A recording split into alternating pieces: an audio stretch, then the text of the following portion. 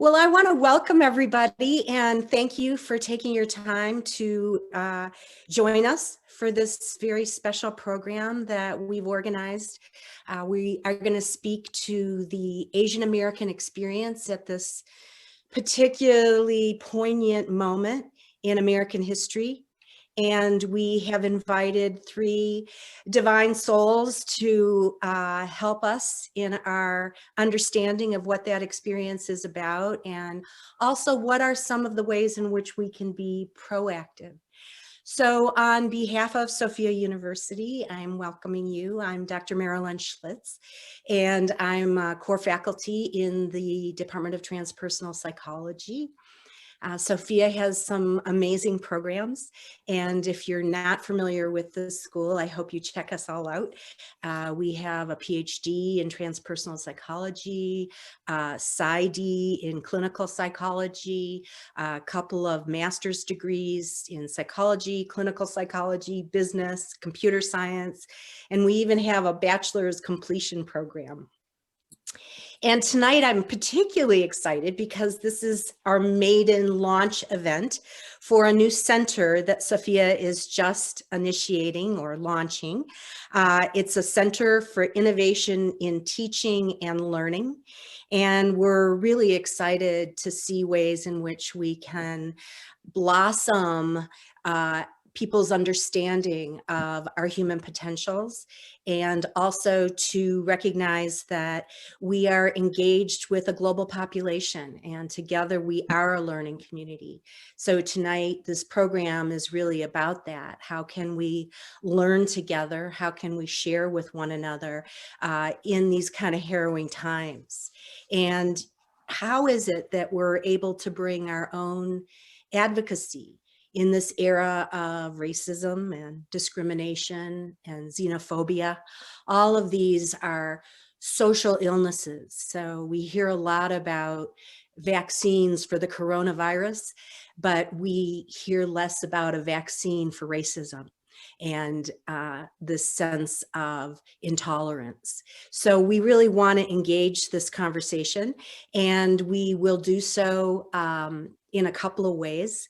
We are interested, first of all, in watching a short video called Healing the Hate, which I think will set the tone for our discussion tonight. And then we will hear from three experts who have their own lived experiences about what does it mean to be an Asian American. And I think what we're going to discover is it means a lot of different things to a lot of different people, and that there is a multiplicity of viewpoint and perspective that we will voice together. And we are in all of this attempting to weave a tapestry with a beautiful weaving together of these varieties of voices and vitality of perspectives on how we can meet these challenges. And as we think about how this tapestry is unfolding and what the image is that we are creating together with our shared voices, we are bringing in this transpersonal perspective. And I want to just say a little bit about what that means in light of our conversation tonight. There are a number of ways in which the transpersonal perspective or philosophy invites us to our wholeness, rather than limiting ourselves to simply some role or identity. We are engaged in a broader community. And there are kind of two principal facets of this transpersonal philosophy. The first is this idea of self-actualization, and that each of us has the potential to develop in ways that are dynamic and integral, and that have this invitation to a higher calling. But this idea of our own ego development in healthy ways is only part of the transpersonal philosophy. The other is this idea of self-transcendence, that each of us as these defined individuals with our, well-cultivated egos, also have the capacity to transcend that and to be something greater. and to recognize our commonalities across different traditions, cultures, genders, persuasions, and that through this transpersonal lens, I think we can begin to not only recognize our diversity, but celebrate our pluralism and the idea that with each person's unique voice and unique perspective, we have a greater opportunity to really appreciate what we all bring to this conversation and how each of us can help to heal the social ruptures that are taking place in this moment. So I'm going to begin by introducing our video, and we'll use that to set our theme. And then we will invite our three speakers to take somewhere between 15 and 20 minutes to share their own personal stories, as well as any tips or ideas they have for how we can best engage this time and this conversation with each other. And then we'll have time for some crosstalk between each other. I've invited each of our speakers to, flag something that they feel inspired by in the course of the conversations. And then Samantha Lopez, who's our Director of Marketing and Communications, is going to help field our questions. And so she will be here to help facilitate further layering of this tapestry. So I think that we'll start with the video, and then I will introduce our speakers in the order of Peggy, Anne, and Diana. Okay, so Samantha, could you help us with the film? Or Rosalie Cook, who's also with us and is helping to run the action behind the scenes. Yes, I believe Rosalie will be starting that in just a few seconds.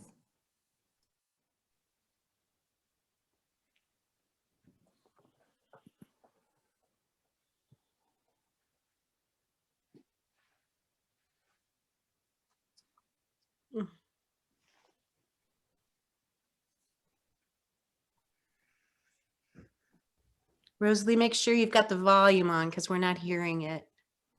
With a knife. And blamed for a virus that Go back to the beginning here. Thousands of people. Since the outbreak of COVID-19 in the United States, hate incidents against... There we go. Imagine a stranger spitting in your face. Getting assaulted for wearing a face mask. Or getting punched in the face for not wearing one. Seeing your children attacked with a knife. And blamed for a virus that has killed hundreds of thousands of people. Since the outbreak of COVID-19 in the United States, hate incidents against Asian Americans have been on the rise. In these unprecedented times, our country needs unity, not division. Let's come together and wash the hate. That's a beautiful PSA that's available for anyone who'd like to see it in the future. We have some links that we're putting up on the website. So we're going to start with a short presentation by Peggy Wu. And Peggy was a former student at Sofia. She did both her master's and her PhD with us, and so truly is immersed in this kind of transpersonal perspective. She also has an MBA from Fordham University, and she's a licensed marriage and family counselor. She has a private practice in New York City and is an adjunct professor at John Jay College in the Criminal Justice Psychology program. So Peggy's certified in emotionally focused therapy and is a supervisor candidate. She serves on the board of the New York Center for Emotionally Focused Therapy as the director of the graduate student outreach and has coordinated and assisted in various techniques and trainings through various supervisional roles. She is Chinese American, originally from Taiwan, and is fluent in Mandarin and is a delightful and charismatic speaker. So Peggy, we'll start with you. Sure. Thank you so much for having me, for inviting me here today to share my story, and for that lovely introduction, Marilyn.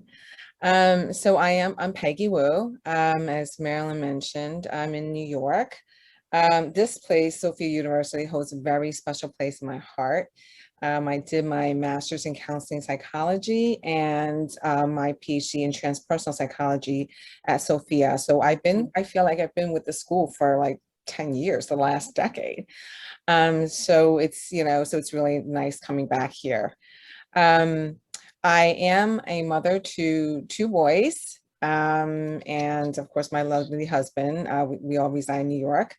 In my former life, I actually worked on Wall Street for 10 years, but I'll start from the beginning, which is I immigrated to the US from Taiwan when I was 9. So, growing up in Taiwan is a, very different environment, which, I'm accustomed to, being born in a place where everyone looks like you and you share the common culture and, the understanding of, how things work, right, is so familiar and similar across most households. So that's how I grew up, right? Feeling like the world is one way. And then coming to the US when I turned 9 really was a culture shock, right? Because those are really impressionable years, 9 years old going into my preteen and teenage years, where I'm immersed in this westernized world, where things are done differently, and very apparently, right? Very, very apparent to me, the difference between being a collectivist culture, where it's all about the family, it's all about honoring the family name, it's all about the community and being together and respecting the elders, to this culture where it's a lot of the focus is on being individualistic, right? Who you are, as a person, we can look inside and, understand what we're feeling, is quite a culture shock for me. So really growing up sort of, with one foot in each culture really caused a lot of confusion, right? It's hasn't been difficult, hasn't been easy when I'm having to, go to school and be with my friends who operate one way, and then coming home and really feeling like I'm stepping into a different culture, right? My parents didn't speak English. We came in here, they were restaurant workers. We actually opened our own restaurant when we came to the States. My brother and I actually stayed lived in Maryland for a year with my aunt and uncle while my parents came to New York and bought a restaurant. And then when I was about 10 or 11, they came to Maryland, picked us up and brought us to New York. Life as an immigrant, wasn't easy. My parents often worked really late into the evenings, where they're up at 6 to open the restaurant. And so as kids, we would help out in the restaurant. And I will say, I mean, sometimes I think, my early experiences of being targeted as Asians really stood out and started at that time, right?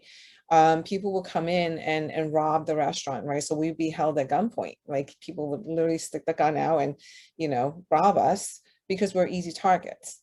Why? Because we don't speak up. This happens. We don't report. We kind of just keep our head down and hope that, if we stay quiet, that's how we're going to survive, right? That's how we're going to get by. I think that's where I learned to be quiet. I learned to be silent. I learned to be, to not confront, because that's what felt safe, right? It felt safer to assimilate, right? To be, as close to being white as I possibly can, right? But I didn't have that. I know inside it felt different. But what, how I would react is really trying to be as close to quiet and being, so I can get by as being close to being white as possible, in order to feel like I can do what I need to get done, right? To strive for what I needed to do to stay safe. There were instances throughout my life, I think, that really made me feel, the fear, of being targeted as Asian, and especially as an Asian woman, right? These comments of how people are looking at you, feeling objectified in ways where, when you're walking down, you get the cat calls, you get comments made to you because you're an Asian, at that point, Asian girl, right? A teenage girl, or, even college. Sometimes the unsolicited or really views of what it means to be an Asian woman. That were really unwarranted, unsolicited, that came toward my way. So for a long time, it just felt safe to be quiet, to be silent, to be quiet, to not speak up, to not make waves, to not make noise. And also coming from an immigrant family, it was all about doing what I need to do to really not be a burden to my parents. I think that's very similar to many immigrant stories that I've heard. And so going to college, I picked business. For a hot moment, I thought, I think I really like psychology, but what am I gonna do with a psychology degree after 4 years? Because what I needed to do was graduate, get out, get a job, and not be a burden to my parents, so I could actually take care of them. So that's what I did. I went into business, like many of my friends. Didn't think that, without, if at least when I get out in 4 years, unlike psychology, where if I wanted to practice being a therapist, I would have to go for additional schooling, that this would be the fastest way for me to get a job. So I graduated, I worked on Wall Street, did all sorts of things, and it was great for 10 years until it was time for me to start a family. So I left that to do other things. So life has a funny way of working itself out. I was pregnant when I left Wall Street. I started a family, and my older son was sick as a child with a life-threatening illness. And so, I took off some time to take care of him. But during that time, how I got onto my own transpersonal journey, and even in the discovery of who I am as an Asian American, really came from that time of being home, because I would ask questions. When you have a sick child, you can't help but ask, like, why me? What's going on? And so that set me really on my own spiritual journey, and quite a couple of synchronistic events, I will say, that's happened, that's really brought me to where I am today. Funny enough, I end up, going on this road of being, studying psychology, right? Which is what I wanted to do. So yeah, in a real kind of transpersonal way, I'm coming back to really who I am. Which is, some of the things I really want to talk about in terms of what I've learned as a therapist going through, this really tumultuous time as an Asian American. After what happened in Atlanta, right? I mean, this all already started when the pandemic came in, when, I remember feeling afraid to leave my house. I remember for the first time when I left my house after COVID, after being in New York, the epicenter of all the craziness, leaving my house to go to the local supermarket and stepping out, feeling so self-conscious about who I am, afraid that people are going to come up to me to tell me to go back to my country, right? Because that's been happening to my friends. I have friends who walk on the streets of New York, got, spat on and, got pushed, all sorts of really terrible things happening to Asian Americans. And so I was, in the parking lot, going to my local supermarket, feeling the fear. And I never felt like I stood out more than I did that day, that first time stepping out of my house. It was an awful feeling, right? That I couldn't be who I am without feeling uncomfortable. And even to this day, when I go out for walks, right, my husband would say to me, make sure you put on your sunglasses, make sure you put on your baseball cap, make sure you cover your, put on a mask so nobody could recognize you. And so, yeah, so I recognize there's some anger in me, okay? But that's not just what's happening to me, but that's what's happening to all of my fellow Asians that I heard, who were going through the very similar experience. So what happened was I'm trying to cope with that, right? There's a fear, I have children, what's going to happen if they go out on the street? I have elderly in-laws. My parents had already passed, 20 years ago. But it's, what I constantly hear is, the fear for parents who, work so hard, immigrant parents who came to this country, worked so hard, and now their kids having to be so worried about them walking on the street. So this was all happening. And then the Atlanta shooting happened. And as a therapist, I start to see, the distress in the Asian community. I start to get an influx I've never gotten before in all the years that, prior to that, of Asians and Asian Americans, right? Asian American Pacific Islanders all coming in looking for therapy because they're trying to cope with multitude of things, right? their trauma, right? There's a racial trauma, there's stuff that's happening to them. They're trying to understand their own identity. What does that mean to be an Asian American? Okay. And lots of feelings coming up for them. So, you know, in order to further my own learning and my own exploration of what it means to be an Asian American was very confusing, because I was like, I'm fighting for Black Lives Matter, right? But then I'm working with my board members who are mostly white, trying to understand what's going on, right? So there's often a moment I felt like I'm falling through the crack because I don't know who I am. Like this, I'm caught between this dichotomy of black and white. So where do I fit in, right? Who am I? And I did a lot of research. And so through my own, I think, urge to want to know who I am, not just as an Asian American, but what does that mean? Not just an Asian, but an Asian American, right? Like, what am I fighting for? What are my battles? What am I working on? What are the things that, you know, that's happening for me? So I attended seminars, webinars, you know, I attended healing circles. And so I want to share with you a couple of things that I really learned during this time, right? That all this stuff is happening. That I think that I'm seeing across the board with not just my Asian community, but with my clients, right? With my family, friends, relatives, and colleagues.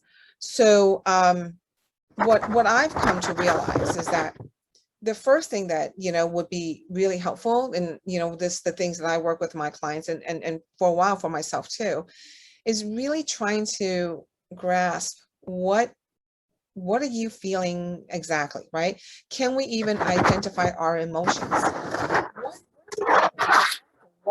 What I notice that people do is that when discomfort, especially for a lot of Asian Americans who are not accustomed to looking inward, is this, you know, I'm either going to push it down, I'm going to suppress, I'm not going to address what's coming up for me, or I am going to run away. I'm going to do something else. I'm going to distract myself, right?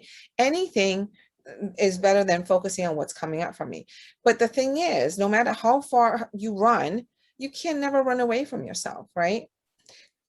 So one of the things that I really am hearing is, you know, I'm sitting at these healing circles. It's really quite extraordinary, right? People have all sorts of feelings, and it's really hard for them to understand, to pinpoint that's going on.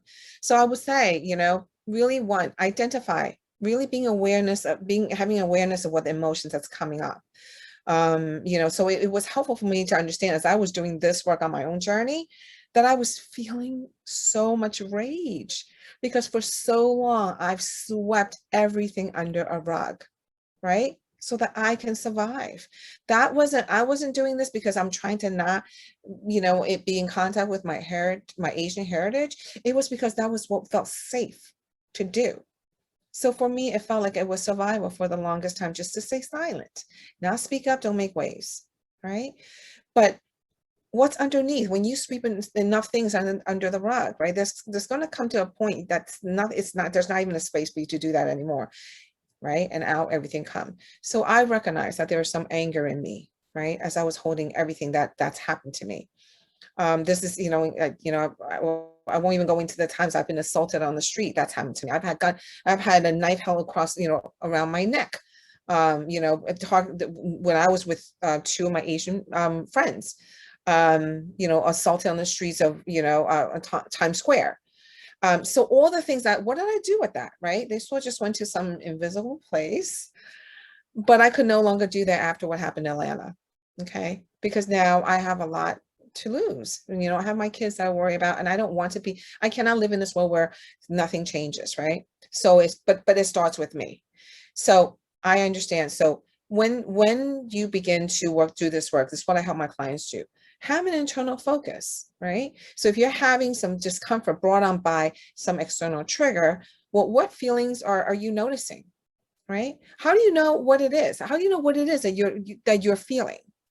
What physical sensations comes up to make you aware of what it is that you're feeling? So when I'm feeling anger, right, I notice it feels a heat. There's a heat that comes really quickly that comes up, all right? I recognize that. There's, you know, I feel the flushness on my cheek, right? When I talk about it, I can hear my voice getting very passionate. I call it passionate, right? But it's very expressive. That's how I know I'm feeling angry. as I'm talking about my experience, okay? Whether it's in healing circles or with diversity consultants, this is what's coming up for me. Then I'm thinking, so then what do you do with that? Well, we have to process that, right? So the second thing is to process those feelings, to really understand what does that mean? What's the anger about? Why am I so angry? Okay.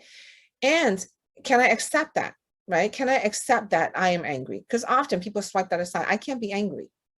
It's bad, or however people associate what it means to be angry, right? A lot of people, I will tell you, a lot of my clients have a really hard time accessing anger, okay? They can access sadness, right? Because sadness draws people to us, right?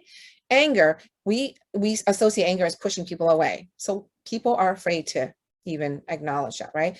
But feeling your anger and acting out on your anger are two different things, right? We can allow ourselves to feel anger without having to do something about that.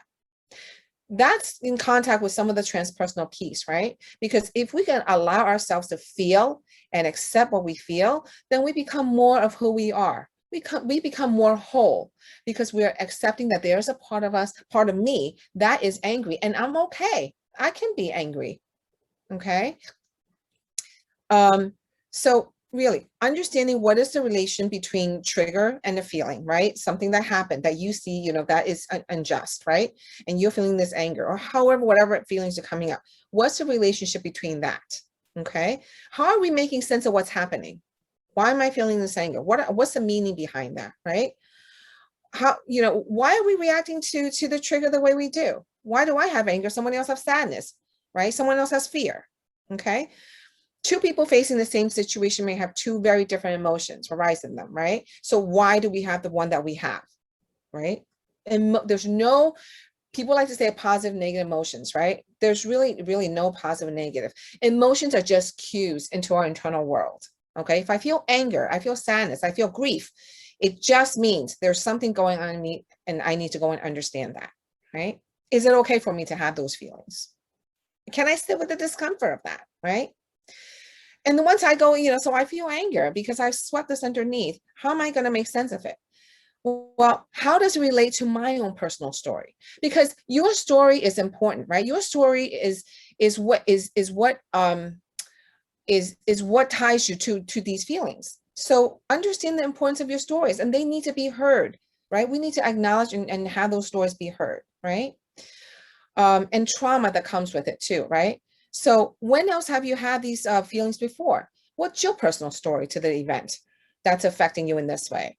How are you relating to the event, to the trigger, right? So these personal stories recognize the importance in that, right? And don't dismiss them, right? Because we want them to feel the weight of it in our body, right? How do we tap into our personal story that help us make sense of the world, right? Because these are the ways that we learn to defend, cope, and survive, okay? So for some people, they really spend a long time using these old coping mechanisms that's been developed from years ago, way past when they should be using them because it doesn't serve us anymore. And as a matter of fact, just ends up hurting us now. Okay, so we want to identify old beliefs that's coming up for us through our own personal stories. And then we want to, number 3 is decide and take action, right? I'm feeling anger. Now I can either sit here with my anger or I can transform it to something else. Okay. So you can decide for yourself once you see this, is this hurting you or is this helping you? Because if it's not helping you, then what do you want to do with it? You decide what you want to do with what you feel now that you're aware of its personal meaning to you, right? What do you feel compelled to do? That would make sense. Do you want to let go of the old energy? Or you can choose to hold on to it if you like, understanding the cause of that, right? The cost of that. Or if it no longer serves you, what would you like to do? What would you like to explore? How, other ways that you can transform this energy, right? So for some people, okay, if I'm angry, I'm sick of this, you know what? I'm going to a rally. I'm sick of this. I'm going to arrange, a Asian women conference. Okay. I'm sick of this. I'm going to hold a healing circle. Okay. You know what? It doesn't even have to be any of those. I'm sick of it. You know what? I'm going to do some painting. I'm going to express myself in creative ways. I'm going to write a song. I'm going to write poetry, whatever it is that works for you, right? Do that so that you can start to let go of what's inside your heart, this pain that you've been holding for a long time. Okay. And then lastly, just action, right? Because when you're taking these action, it leads to change, right? These are the transpersonal transformations that we're looking for, because I go from holding really twisted ways of believing myself, of having to survive, to understand that it shows up in this form of anger, to transforming this anger to something else that's productive, that is then going to lead to change, right? Both personal and systemic, right? From a transpersonal perspective, it's what allows us to heal, right? Is in the alignment of our mind, body, and spirit, that reflects energetically and vibrationally more of who we are today and who we would continue to work on becoming. So allow our actions to match the change that we would like to see, so that the universe will come in and help us get there. Because if you can imagine it, right, then you can make it happen. So project that image and see in your mind's eyes what steps you need to do to take to make that happen, right? So this is what I'm seeing, you know, in all the groups that I've come across, and on my own personal realizations and what I've been using to work with my clients. Dr. Wu, thank you so much for that brilliant and very powerful presentation. I really appreciate the insights and the emphasis on sharing our stories. I think that's really important. So thank you very much. And now we're going to hear from Dr. Ann Su. And she is a clinical psychologist, and she describes herself as a transcultural pilgrim, which I think is a remarkable self-identification, and also as a scholar practitioner who brings a tremendous amount of insight from her clinical work as well as her lived experience.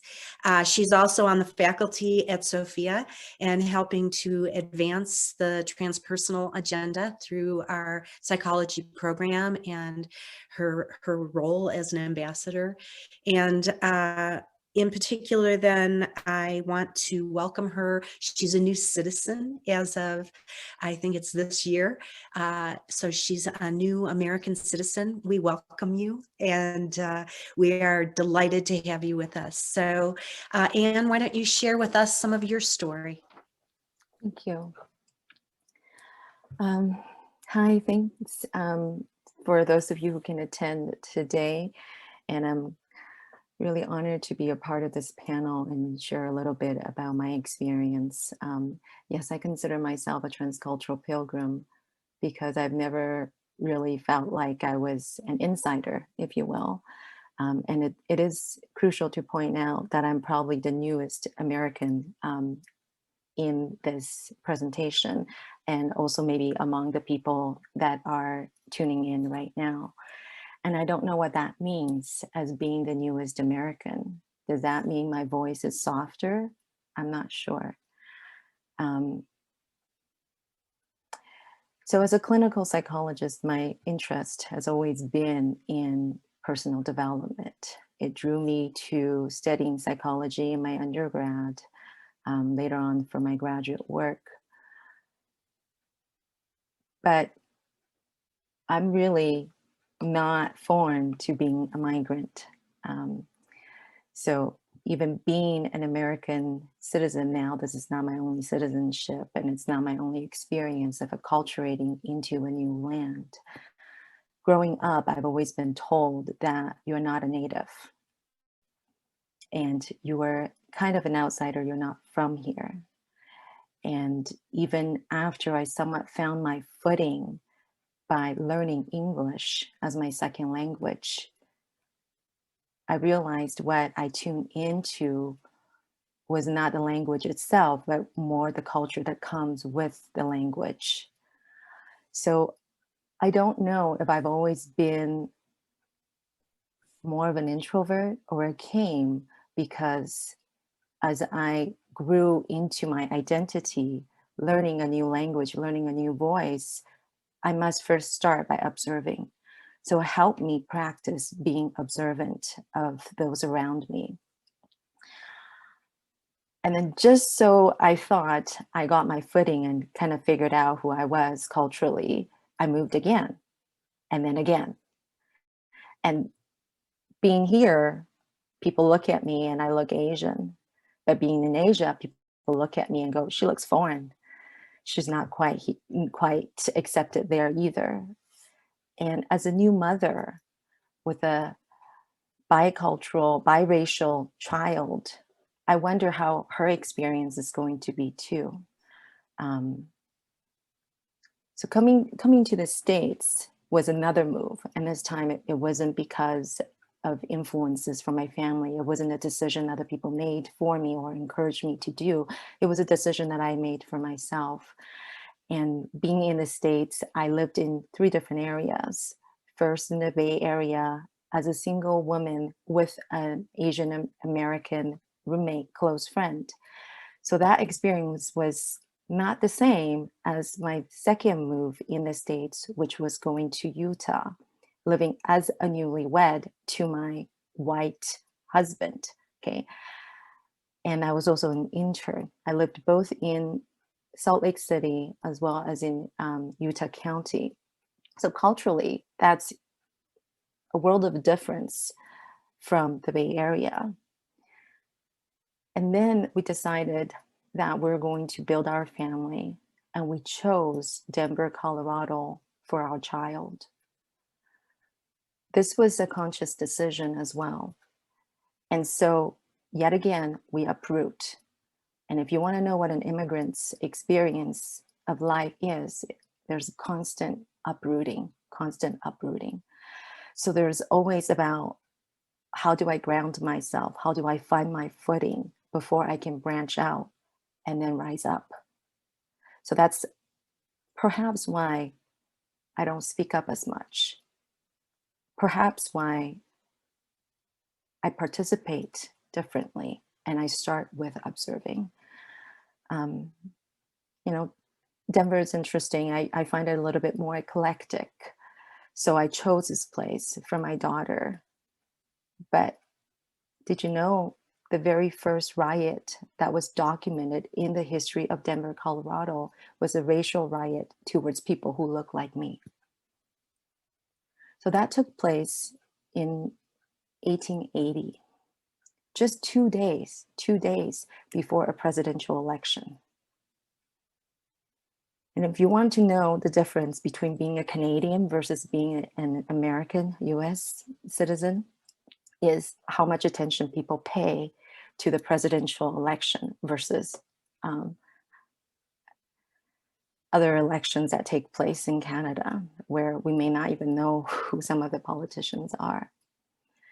So a presidential election is one that obviously you can only vote if you are a citizen. And for both elections while I'm here, I couldn't vote because I'm a newly minted citizen. So I take this word not lightly because it comes with a privilege to use my voice. And I take my right to vote as a way to exercise my voice. We have to recognize the power of the people. And I say that because when the anti-Chinese sentiment was really high, it influenced the government who vouched for equal rights, who apparently cared for everybody's rights, regardless of their race. Because in 1882, that's when we enacted the Chinese Exclusion Act. And that wasn't lifted until the 40s. What does that mean to me today? That means I can't find a Chinatown here. And that's meaningful because everywhere I go, I look for the possibility of a Chinatown. So I want to be able to find food that's different, find food that tells stories, find food that reminds me of my parents' cooking. And when they visit, I can show them and go, hey, this is where you can buy all the things that I love to eat and make for me. But we don't have Chinatown here. I don't know why, but possibly because the memory of the riot is still there, when we can kind of just find a little plaque downtown that documented it. One night, that was all, and it wiped all these Chinese businesses out. The businesses and the people that were attracted to come here under legislation that supposedly are going to protect their persons and their rights. But even when all of these businesses claim their losses, nobody got compensated. Although the casualty wasn't so high, but it still brewed this, we don't know if we can trust Asians, we don't know if we can trust Chinese. So one question I want to ask you is there really anything new under the sun? Are we seeing history replaying itself, or has it just always been around, but now it's highlighted by social media, by transparency? I don't know.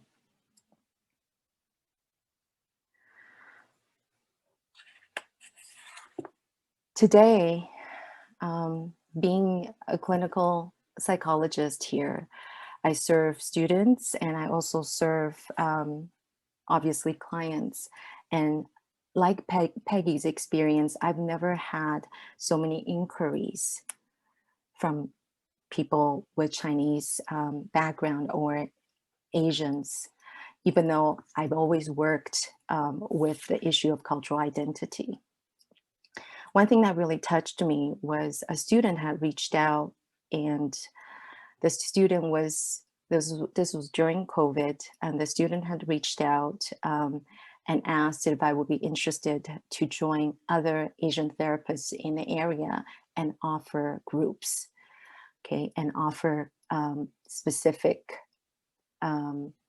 discussion and support groups for those who are suffering during COVID time, and because the racial issues are heightened. Even though racialized events have always taken place, and we do live in a very racialized nation, but this is a time that makes it even more sensitive. So I joined this group, and in the meantime, I'm getting more and more people seeking both therapy and consultation. But it's not just people who are on the receiving end of racism or these acts of really their hate crimes, but mostly people who are in fear of them, not necessarily people who have experienced them. And granted, there are, world of differences from one city to another. So I would say my experience here is very, very different than if I was living and raising my child in a larger city. But I also received new clients who are white, who are from various backgrounds, but they want to know how to be anti-racist. That touches me, but it also hurts a little bit, because they say things like, I know by virtue of being white, I am racist. Wow. Is that true? Where did they pick that up from? What is with this internalized guilt? And around the same time when the Atlanta shooting took place, in my personal circles, my colleagues and some clients would apologize on behalf of their race to me. But they didn't do anything wrong. They were reaching out simply to connect, simply to check in to see if I was okay. And meanwhile, my Asian friends, some of them feel comfortable reaching out, others stay generally quiet. But what can I do during a time like that? Well, I can check in on my friends to see how they're doing. Okay? I can acknowledge to others who are checking in on me, and I can also process what I am going through as well.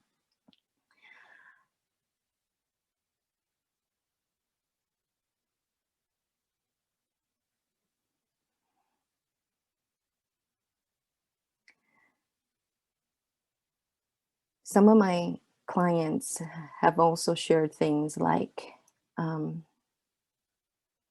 I wonder if I should buy a gun to protect myself.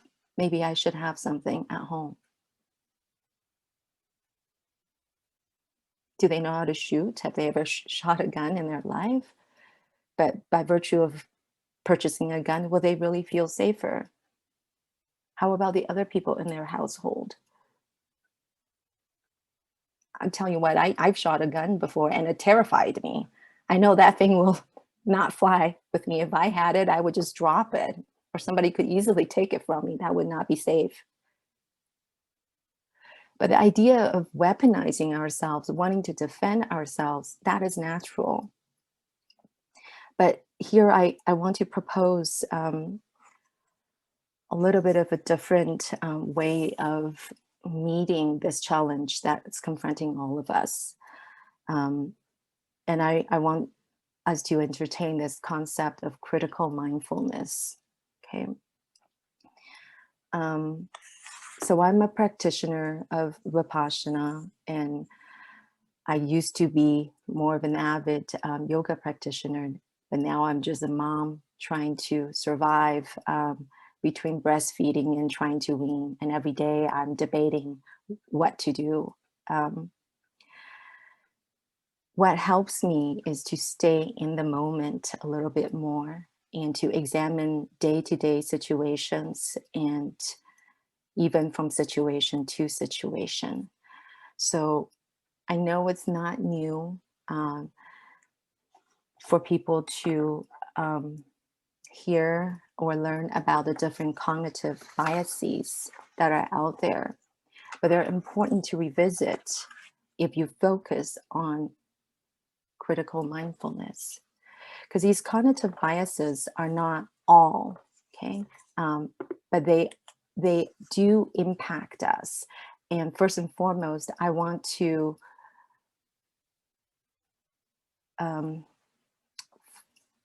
recognize that anxiety is not necessarily bad for us, but unnecessary anxiety over an extensive period of time really is not beneficial.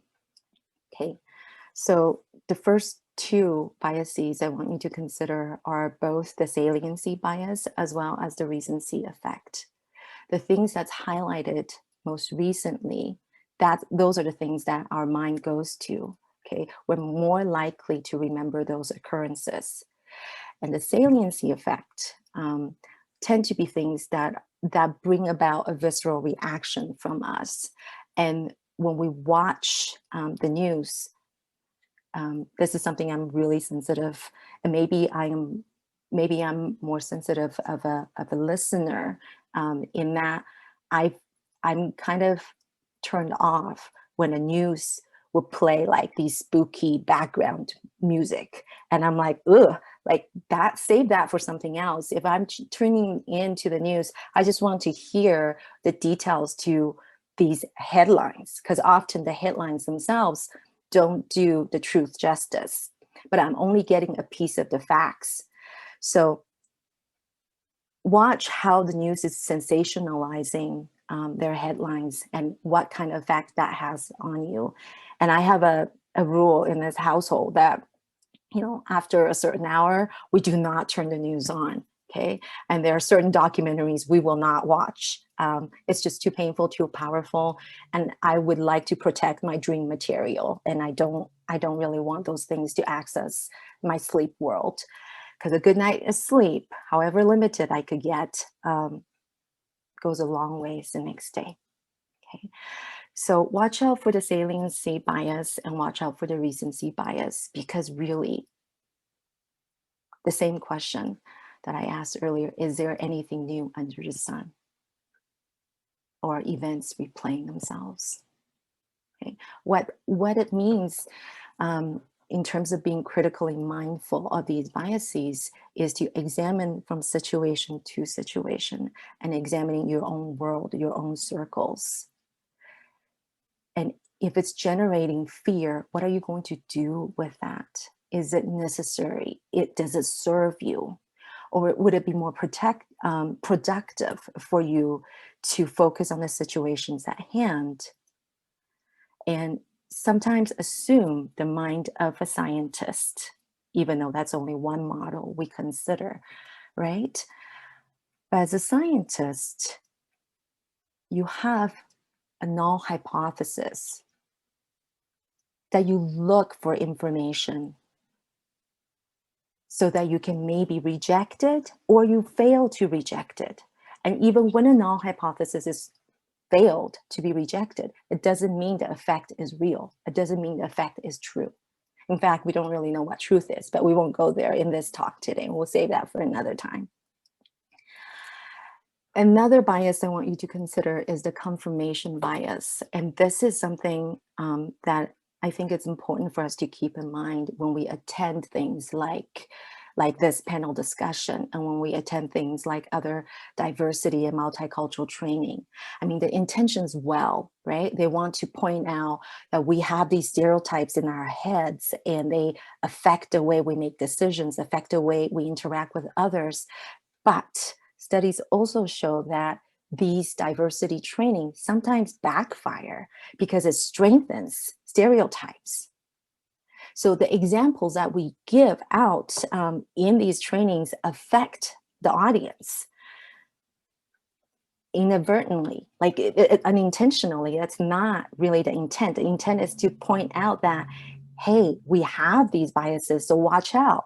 However, a lot of times, if they don't critically examine those biases, they end up strengthening the stereotypes that's already pre-existing, okay?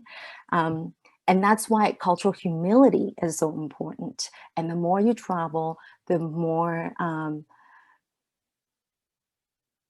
friends you accrue with different class, different age, different trades, different backgrounds, different race, the more you will understand what humility truly is. Otherwise, another way to find out what humility is to undergo something that's really, really difficult. That's one way. Once you encounter difficulty in life, you start thinking, okay, maybe things are not so easy. Privilege doesn't always get handed to you. So that's confirmation bias. The last one that I will leave you with is moral licensing. And this is also another dangerous aspect of participating in diversity training sometimes. And, you know, what's interesting is that a lot of times systems, government structures, organizations, they put on these diversity trainings in light of recent events. And oftentimes the people who are the decision makers that put on those trainings do not necessarily attend themselves, but it's the staff that are asked to attend, the staff that's required to attend. And those staff attend and they are really attentive and they participate, and then they feel bad about themselves, okay, if they identify with the perpetrators, okay? Or they feel fearful if they identify with the victims. And those are not the intention. But the danger of moral licensing is some people feel like if they attend something like that, they can check the box and go, no, our organization is good. We've attended a training. Or no, I'm good. You know, I attend diversity training all the time. So I can't be racist because I have one Chinese friend. That's dangerous. So I don't know. I don't have answers for you, but I encourage you to stay curious and I encourage you to stay critically mindful and start with your own circle, start with your own world. So with your own mind, your own relationships, your own families, allow dialogue, allow conversations, even if they are uncomfortable. Sit with the discomfort because that's how you create your world. Thanks. Thank you, Anne. Beautiful Very inspiring. I think it's a call to action for us to think about our own biases, to recognize that we all have them, and that it is an active process of mindfulness to bring our awareness to that. So I want to thank you, and for all of your questions. Is there anything new under the sun? I invite you to think about what you've heard so far and what you'll hear next, and be sure to post in the chat. We'd love to hear from you. We'd love to engage with you.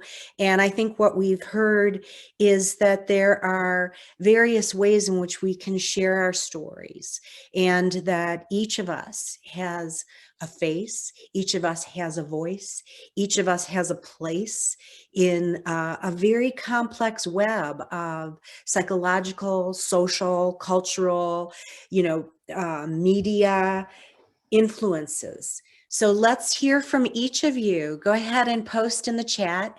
And as you're thinking about what has inspired you or moved you or challenged you thus far, I want to introduce to you our third panelist. And this is Diana Lee Inosanto. And it is a great privilege to have her with us. She is our resident movie star, and we're very excited to have somebody who was on the cast of The Mandalorian. This is one of the recent Star Wars movies, and she brings with her an extensive background in martial arts, and with that, her own mindfulness training. And as a social activist, really helping to increase our dialogue and our conversation around these complex and sometimes perplexing issues around race and racism. So Diana, thank you for being with us, and I now turn the floor to you. Sorry, I had to unmute myself. There you go. Okay, wow. Thank you for that introduction, Marilyn. That was so kind. Anne and Peggy, you guys are amazing. Wow, I was taking all kinds of notes here on my end. I loved hearing both of you, and I hope you can hear me all. I was asked, because I'm very dear friends with Dr. Steve Gold, who I've known for, oh my gosh, I think 25 years now. And, he asked me to come and be a part of this charm circle. I love this. And talk about my experience of what it means to be an Asian American. And I will tell you, that's a little complex for me because I am half Asian and I'm half white. My father is a Filipino American and my mother is an Irish American. My father's folks were quite politically active in their day back in the around the time of the Depression. They were my grandfather, who was an immigrant from the Philippines, which was at that time a Commonwealth of the United States, was raised with educational material that said, talked about democracy and that we're all equal here in America. And he believed that. He loved, the democratic principles and philosophy of equality and justice for all. And so you can imagine how shocked he was when he made the journey as what they call a pensionado in that time, all the way from the Philippines to the United States. And he came to California in a place called Stockton, California, which was sort of what they would nickname Little Manila. And Little Manila, or Stockton, California in that time, was also a place also where you had Chinese immigrants and you had Japanese immigrants. And it was really tough because arriving in America, he thought he was going to be treated just fine like everybody else, right? Because in the Philippines, he was getting this wonderful education. But he found out after talking to African Americans, wait a minute, not so fast. It doesn't quite work that way for people who are not white. And he goes, what are you talking about? And so they warned him, you're going to find out. And sure enough, my grandfather, along with a lot of his colleagues who were also, by the way, educated, highly educated people, found they couldn't get jobs, were forced to work the farms. Even my grandfather talked about he had a friend of his who was a medical doctor. They had to work the farms. Or you could be a cook, or you could maybe possibly go into boxing. Those were pretty much the three occupations you could go into at that time. And so my grandfather was really shocked. Meanwhile, my grandmother, who was born in Hawaii, on the island of Kauai, which again was technically, I believe, a commonwealth at that time. It was not part of the United States.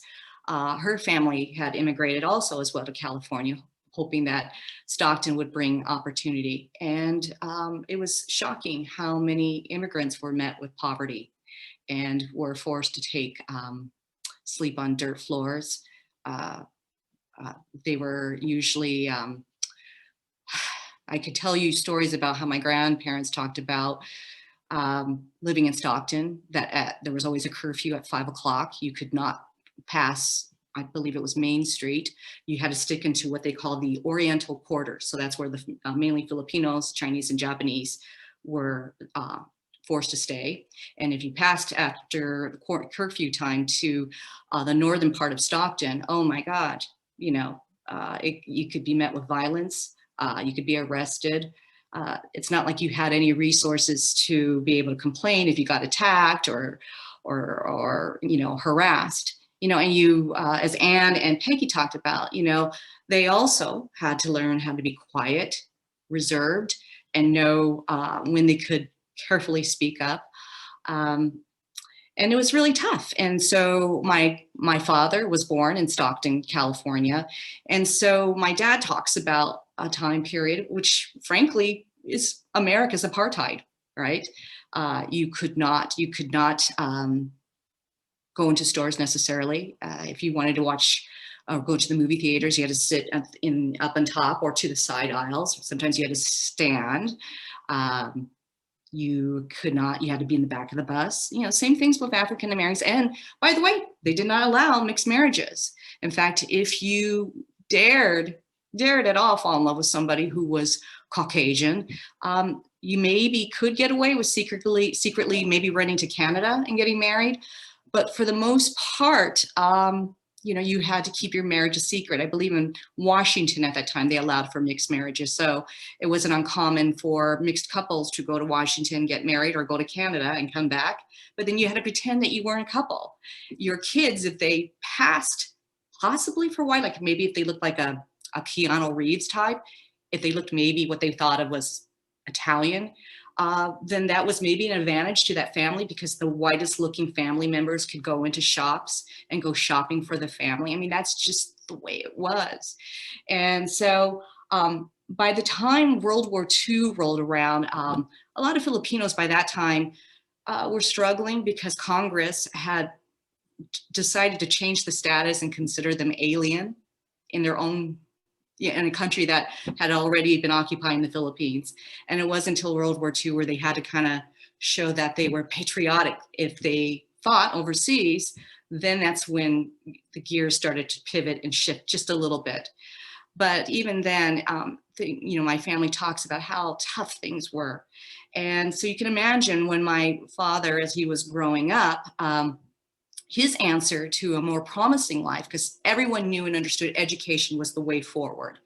And so my dad was physically an incredible athlete, and he luckily was trained by a wonderful gentleman named Amos Alonzo Stagg. He was the modern coach, modern founder of American football.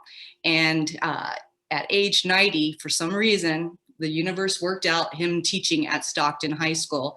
And my father was one of his players that ended up being coached by him. And it was beautiful because my dad was able to get a scholarship to Whitworth College and get an education. And later on, he went on to be a military man as well.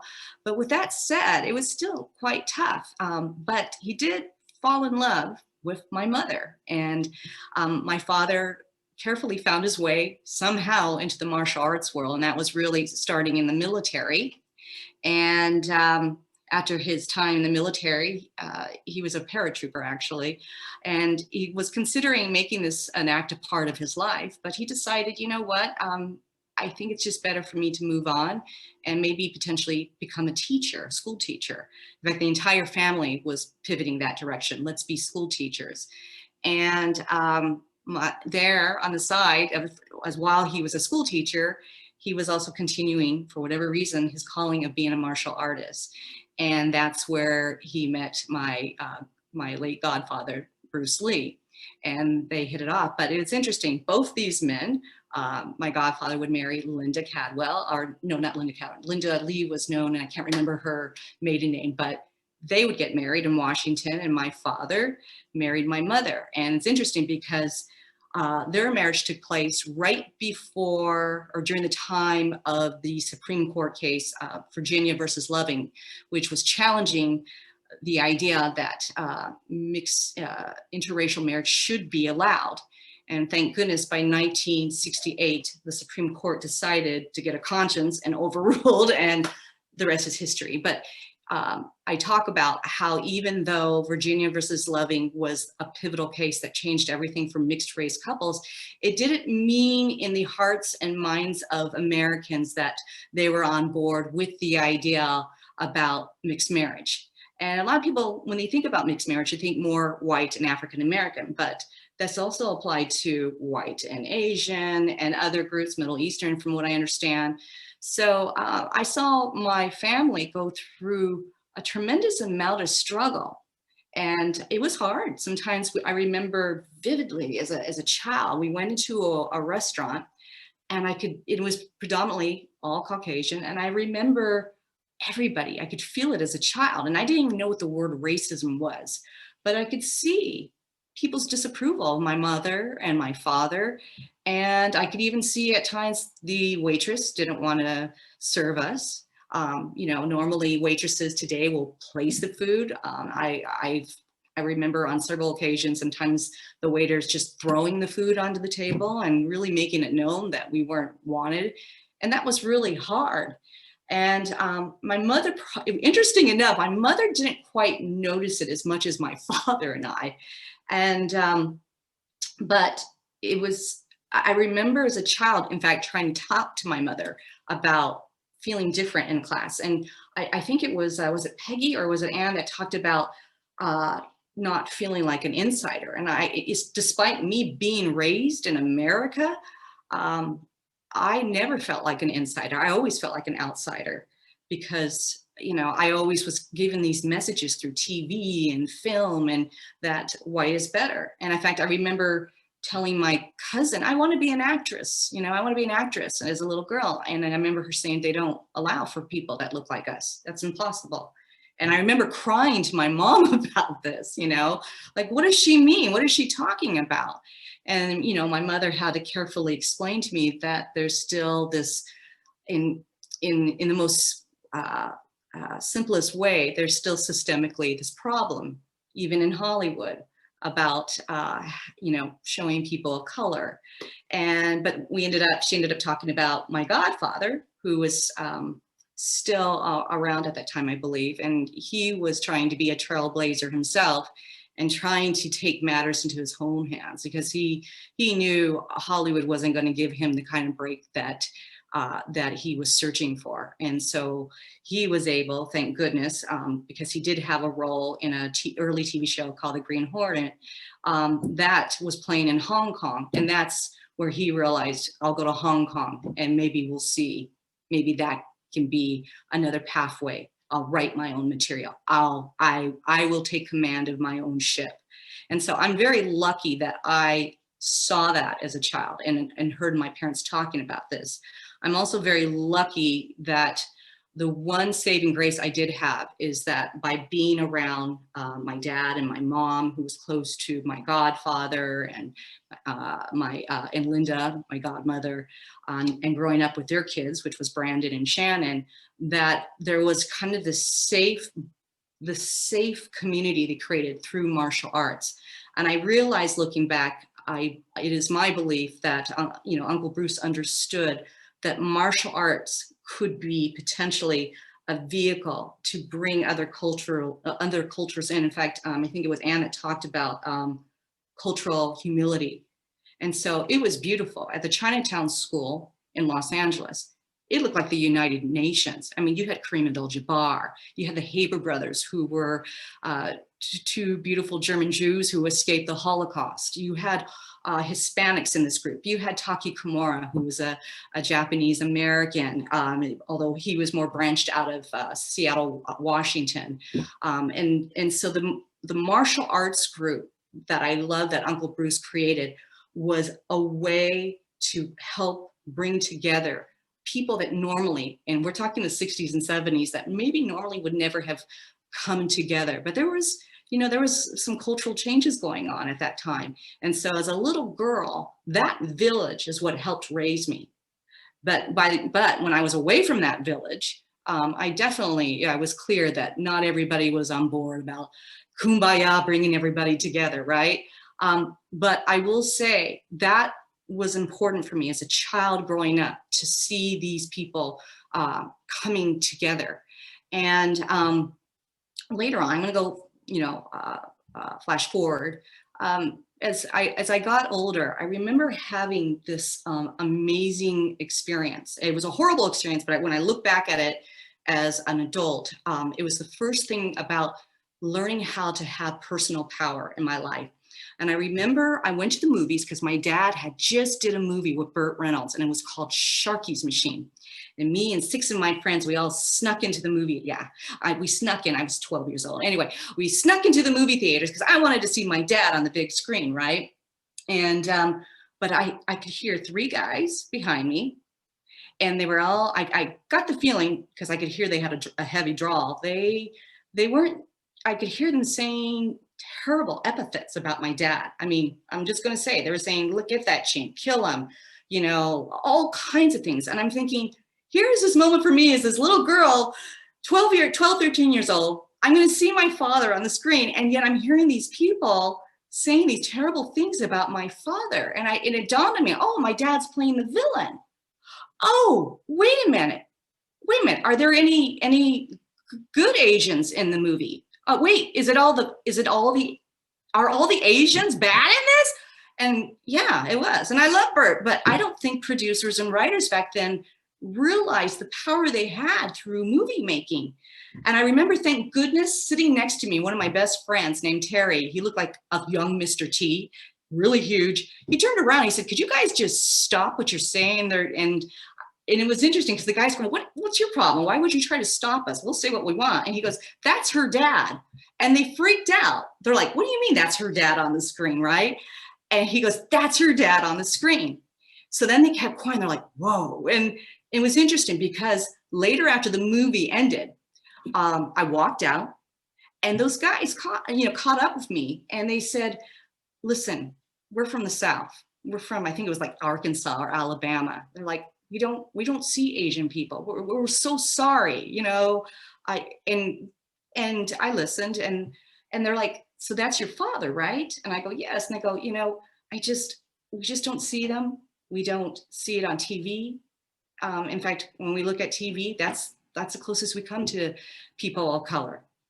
And that was such an important moment for me as a young girl, because I realized, I told myself, if I ever grow up and if I ever can set the stage for a better world, it's got to be creatively through film or TV or through books. But I realized that was a huge reveal about how the media has a responsibility to portray people and to have proper representation. And so if you are going to have, a villainess who's going to be Asian, I would hope the writers and the producers will create positive characters as well to balance it out. And I have to say, it's the reverse too. I've seen foreign films where all Anglos are all the bad people, and everybody of, who might be, of color is the good person. And I'm like, well, no, I believe truly in balanced representation. Because let's face it, human beings, we're complex, and good and evil can be in all of us. I mean, if you watched a good Lucas film, right? Any Star Wars film, right? I mean, these are all wonderful archetypes, and I'm sure we all can identify a little bit with some of the characters, right? And that goes with other forms of writing and storytelling out there. You know, that really had a moment for me. And so flash forward again, I decided trying to break into the Hollywood industry, I had a horrible time. People did not know what to do with me. They're like, you look sort of Asian, or maybe you're kind of white. Well, you look a little Spanish, but your Spanish is really off. So I had to struggle. And so luckily, because of my martial ability, I was able to be a stunt woman for many years. But I could see sometimes systemically the racism in Hollywood. I could see it also the sexism in Hollywood, because despite being later on a female director, I was one of 7% of female directors that had a feature film under a belt, and I had to find the funding myself, you know, and we've come a long ways. But I really felt it was important as a stunt woman to try to write my own movie, just like Uncle Bruce created his own vehicle. And so I wrote, directed, and produced, and I starred in a little indie film called The Sensei. And thank goodness I did it. I stuck to my guns of creating something, and in the movie, it's about a gay teenager who befriends an Amerasian woman, which was my character, and she, whoops, sorry, I was timing myself so I don't talk too much. And I wrote this, and I stuck to my guns. I didn't want to make a really, you know, straight action film, but I wanted to make something that had a poignant message about society. And I'm so glad I did, because it's what led me to go to Washington, D.C., and I ended up getting an award from members of Congress called the American Courage Award. And I just thought, God, if I had not taken the opportunity to be creative and stick to my gut feeling about creating a story that represents an Asian American woman and her family, and also it was also about a gay teenager as well, I don't know if I would have had the journey I've had even now up to Star Wars. So I know we were given 20 minutes and I could go on and blabber on, but one of the things I will say that I learned on a daily level to kind of get through things is, number one, everything that, you know, Anne and Peggy were saying, I absolutely believe in counseling, and particularly for the Asian community.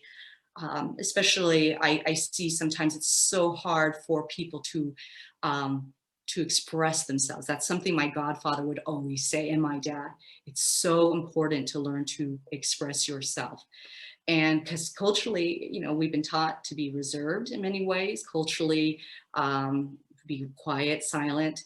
And so I think in this American culture, we have to be, if we can muster it, to express ourselves. And that was one thing, it took a long time. It's probably one of the reasons why I wanted to be an actress, is because I used to be very shy and very quiet.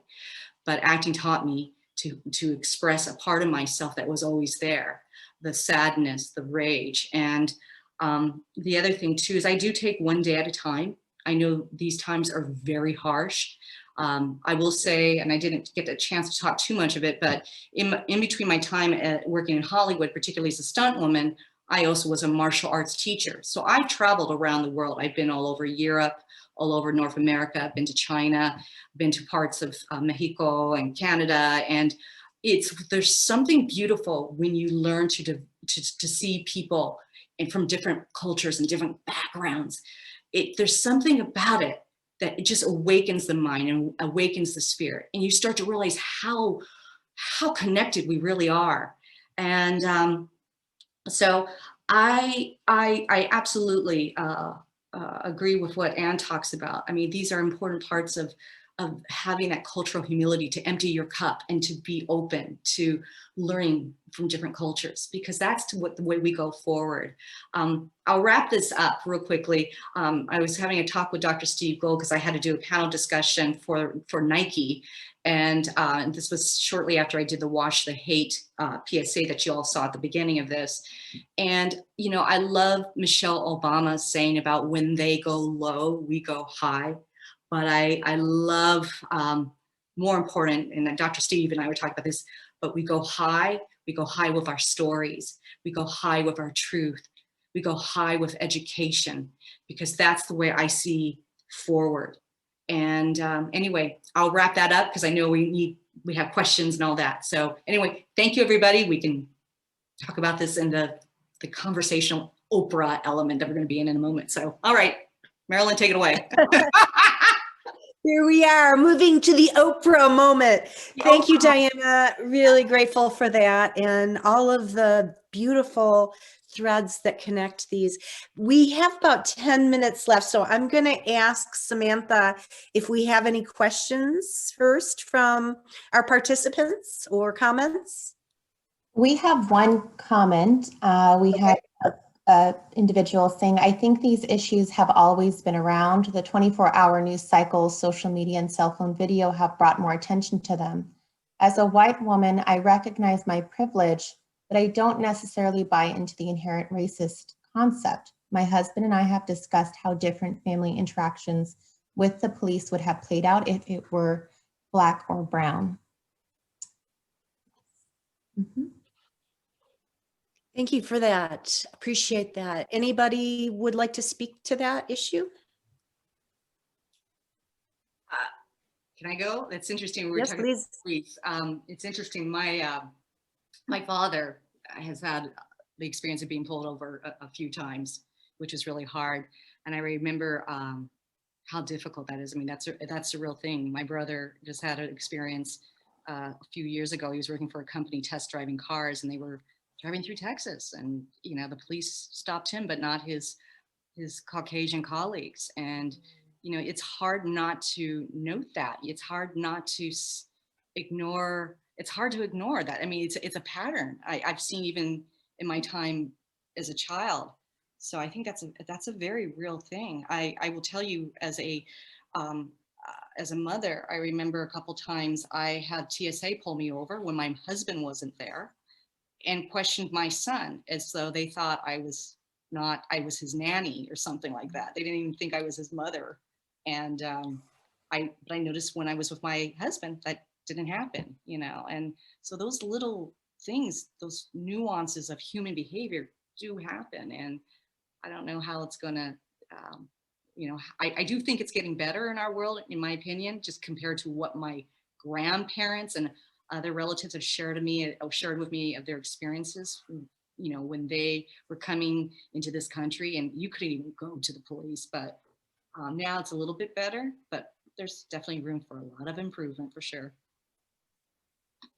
Appreciate that. Anne, I see that you unmuted. Would you like to say something?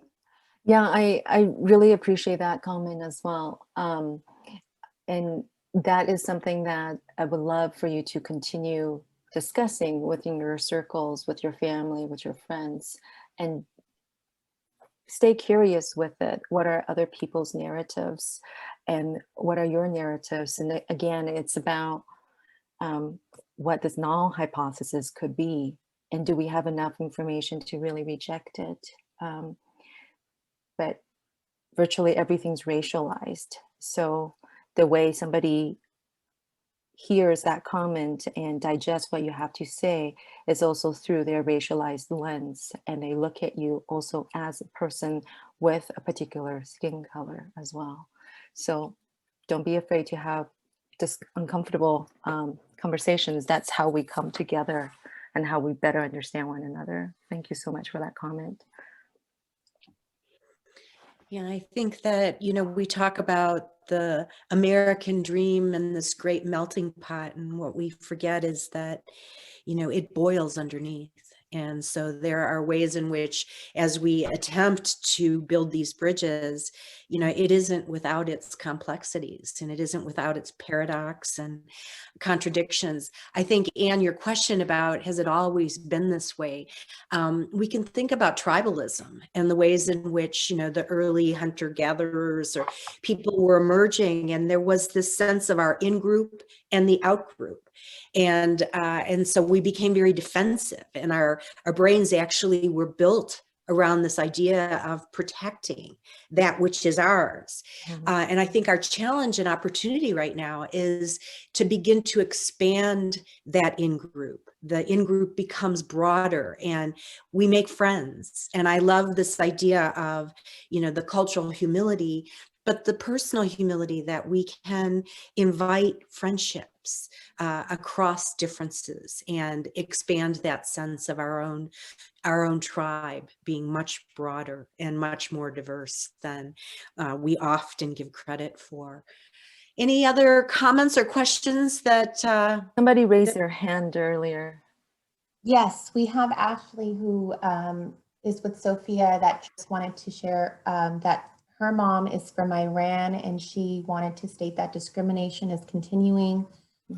Additionally, she's dated someone from Taiwan and was going to mention an unfortunate xenophobic experience when he was present as well. So just own experiences with that individual that she wanted to kind of share. And we have another individual who just said, thank you. Great presentations, great discussion. I'm grateful that Sofia hosts these workshop and webinar to discuss the topic. So thank you. Well, I think that, principle of love, knowing no bounds is important. And maybe that's a good place for us to begin to pull those threads together for this beautiful tapestry. I know that as this new center evolves and grows and expands, that, these kinds of dialogues, these kinds of communications that, allow us to build that transpersonal sense of community are going to become more important. So we know that, the Black Lives Matter conversation is important, and the gender issues are certainly up right now. And, just listening to the kind of racism that's happening in the Native American communities, we know that this is everywhere. And it is, as I said before, something that we don't have a vaccine for, other than the kinds of insights and perspectives that have emerged here. And, this idea of therapy and counseling, confronting our own biases, even when that's hard, because these biases rest below the threshold of our conscious awareness. So conversation and dialogue together can help us to surface these kinds of limitations in our worldviews. And I ultimately want to end with this idea of friendship, because as we reach out to one another, whatever the persuasion, whatever the worldview, whatever the history, we have a chance to build a much better society for ourselves and for our children. So I want to thank each of you very much from the bottom of my heart, with the deepest sense of friendship, for coming together and taking your time. And for all of you who participated, this is recorded. We are going to take advantage of this dialogue to share with others as time goes on. And I see Steve Gold there. Thank you for having the courage and the vision to ignite this conversation.